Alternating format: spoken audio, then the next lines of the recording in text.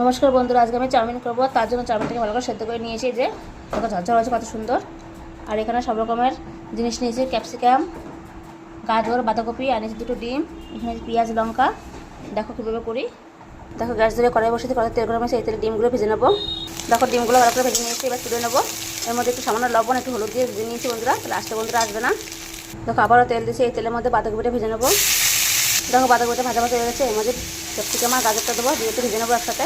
দেখো একটু ভাজা ভাজা হয়ে গেছে, এর মধ্যে পেঁয়াজ আর লঙ্কাটা দিয়ে দেবো। দেখো লবণ দিয়ে দেবো কোনো মতো যা লাগবে। দেখো সব সবজিগুলো ভালো করে ভাজা হয়ে গেছে, এমনি দেবো ভেজে রাখা ডিম, আর দিয়ে দেবো ভাপিয়ে রাখা চাউমিন, ভালো করে দিয়ে মিশিয়ে নেবো। দেখো চাউমিনটাকে কত সুন্দর মিশিয়ে নিয়েছে। এই যে বন্ধুরা চাউমিনটা কিন্তু আমার হয়ে গেছে। দেখো কত সুন্দর ঝরঝর হয়েছে, কারোর গায়ে কিছু লেগে যায়নি বন্ধুরা। আমার সুন্দর ভিডিও তোমাদের ভালো লাগা থাকে, সরকার চ্যানেলটা সাবস্ক্রাইব করে দিও। দেখো চাউমিনটা কিন্তু আমার হয়ে গেছে, এখন ঢেলে নেবো। তোমরা অবশ্যই সসের সাথে খেতে পারো।